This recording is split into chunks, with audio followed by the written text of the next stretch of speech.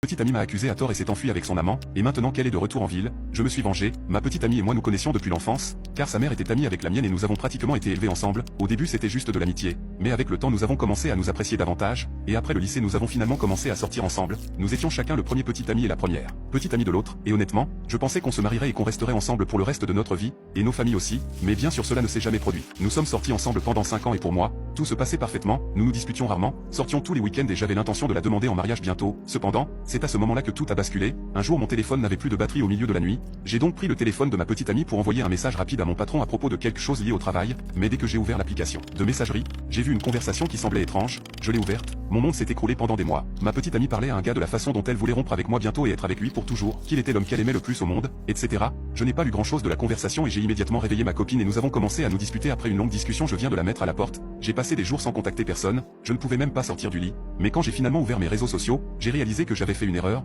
Ma petite amie avait fait savoir à sa famille et à la mienne qu'en fait, je l'avais trompée. Et pour couronner le tout, je l'avais mise à la porte au milieu de la nuit. Quand j'ai découvert tout cela, je n'ai rien dit pendant des jours, nos familles pensent simplement que j'avais trop honte pour parler et que je devais donc être coupable. En outre ma belle-mère avait un problème de disparition de plusieurs bijoux dans sa maison. Ma petite amie a donc dit que je les avais pris et qu'il fallait me dénoncer. Bien sûr ce n'était pas moi qui le faisais, mais elle a préféré croire sa fille. Pour cette raison, j'ai été arrêté pendant quelques jours, mais comme il n'y avait aucune preuve que j'avais pris quoi que ce soit, j'ai été relâché. Cependant, comme j'ai manqué beaucoup de jours de travail, pendant que j'étais en prison, j'ai fini par être licencié et j'ai eu un casier judiciaire sans le soutien de ma famille, et exposé publiquement pour quelque chose que je n'avais pas fait. Cela a évidemment détruit ma vie. Cependant, après avoir sombré dans la tristesse pendant des années, j'ai décidé de me reprendre en main, j'ai beaucoup étudié, j'ai commencé à aller à la salle, j'ai pris des cours et finalement, j'ai réussi à passer un examen de la fonction publique dans mon domaine et j'ai enfin repris le travail. Je commençais enfin à être heureux, mais soudain, mon ex-petite amie est revenue, elle est apparue de nulle part à ma porte, m'a serré dans ses bras et s'est excusée pour tout. Je l'ai immédiatement invitée à entrer et j'ai activé l'enregistrement vocal sur mon téléphone par précaution, mais à ma grande surprise, elle a commencé à dire à quel point elle était désolée de m'avoir accusé à tort d'avoir détruit mon image et de m'avoir fait arrêter et perdre mon travail. Je lui ai dit qu'à cause d'elle,